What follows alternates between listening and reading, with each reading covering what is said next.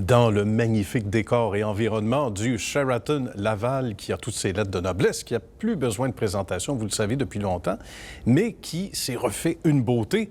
On retrouve, entre autres, Yannick, on retrouve également Annie-Ève, et Sébastien. Bonjour à vous trois. Bonjour. Nicolas. Merci du bel accueil. C'est tellement beau chez vous. C'était déjà très, très bien. Mais là, valeur ajoutée, mon cher Yannick, on a pris les moyens, le temps, l'énergie et l'huile de bras, on va le dire, pour se faire peau neuve, en quelque sorte, au Sheraton Laval. Et ça plaît déjà beaucoup. Hein? Effectivement, en fait, vous l'avez bien dit, Nicolas, bienvenue chez vous. Merci. Le Sheraton est établi dans sa communauté depuis 1981. Et on a eu une belle réflexion avec l'équipe, Annie-Ève, Sébastien, ainsi que tous les membres de notre personnel en 2017 et 2018 afin de pouvoir le repositionner pour qu'est-ce que sera l'hôtellerie de demain. Bien. Donc, on a non seulement regardé l'état actuel des choses, mais il fallait, comme on le dit souvent au baseball, avoir 2-3 manches à l'avance, à l'esprit, en se disant, il faut être visionnaire, il faut voir qu'est-ce qui s'en vient.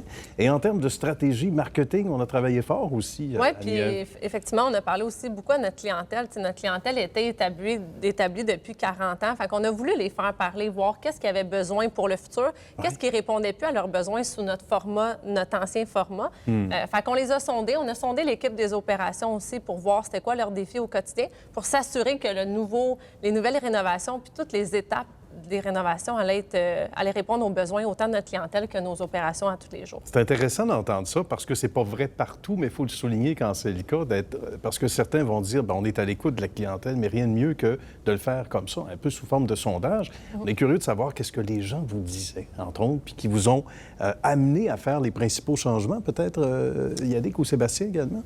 Sébastien, je ne sais pas si vous Écoutez, je pense que c'est avant tout la clientèle a des demandes qui sont très diversifiées maintenant. Il faut être capable de répondre rapidement aussi. Donc, on voulait surtout travailler la flexibilité de l'environnement, donc donner un usage multifonctionnel de façon à ce que la clientèle puisse aussi bien organiser un événement social, un événement de congrès ou encore un mariage. Donc, c'était vraiment une application pour qu'on s'assure que dans le quotidien, chacun de nos clients puisse avoir la flexibilité nécessaire de l'environnement et pouvoir répondre aussi à l'hôtellerie de demain. Pour parler de l'agrandissement, là. En fait, où est-ce qu'on est situé présentement, c'était notre débarcadère. Donc, c'était la voie de roulement pour accéder au stationnement étagé. Comme l'ont dit mes collègues, en fait, une des choses que les clients voulaient avoir, c'est énormément de flexibilité, mais de l'espace également, puis de décloisonner ce qui était de l'hôtellerie. Parce que, naturellement, l'hôtellerie des années 80 et même par le passé, c'était souvent de donner des lieux dédiés à une fonction précise. C'est vrai. Ce qui fait qu'aujourd'hui, on se trouve dans l'agrandissement qui s'appelle la Lavalloise pour rendre hommage à l'origine, la salle à manger qui était haut de gamme dans l'hôtel de départ, qui s'appelait également la Lavalloise. Ah, d'accord. Donc, c'était pour faire un rappel. Donc, un beau rappel.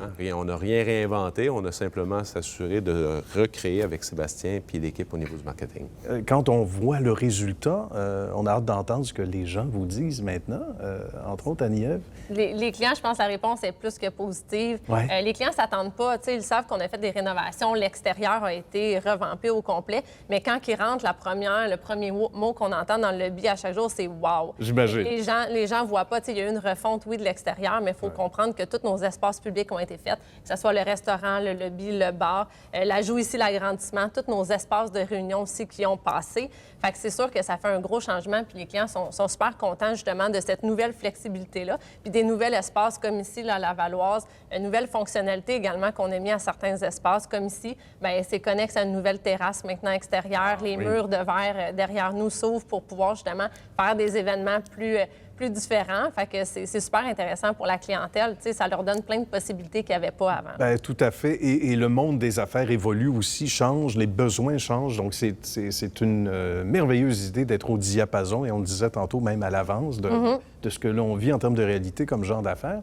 Et évidemment, ça doit être valorisant. Je m'adresse à chacun d'entre vous en conclusion pour vos rôles respectifs de faire partie d'une si belle famille, hein, et en pleine évolution. Ça doit être très valorisant, Sébastien, entre autres. Oui, tout à fait.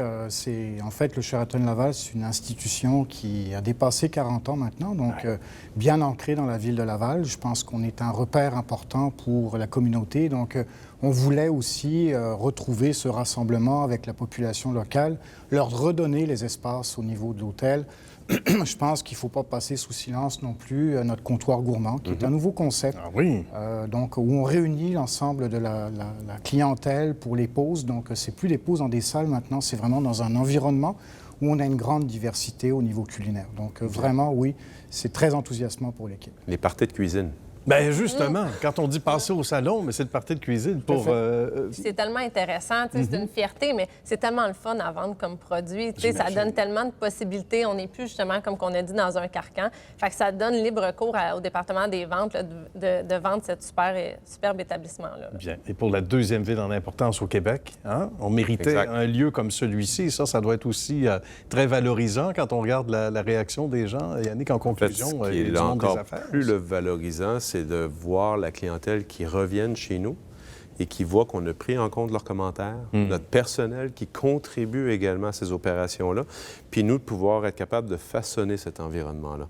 Fait que c'est là où est-ce que, après plus de 3 ans, parce qu'on a quand même passé à travers une pandémie, à travers tout ça, pour faire la mise à niveau de ce projet-là, puis de voir les gens comment ils sont en mesure de se l'approprier, mais de l'apprécier, et de voir le potentiel que nous y avons vu, et même plus. Ça, c'est gratifiant. J'imagine. Il y a de quoi être très, très fier. Salutations, bien sûr, à la belle et grande famille élargie. On ne peut pas tous les voir à l'écran, mais ils ont contribué également au sein de votre belle équipe. Totalement. Félicitations à vous trois. Merci d'avoir partagé de votre temps précieux avec nous aujourd'hui. Merci. Merci. Bonne suite de succès.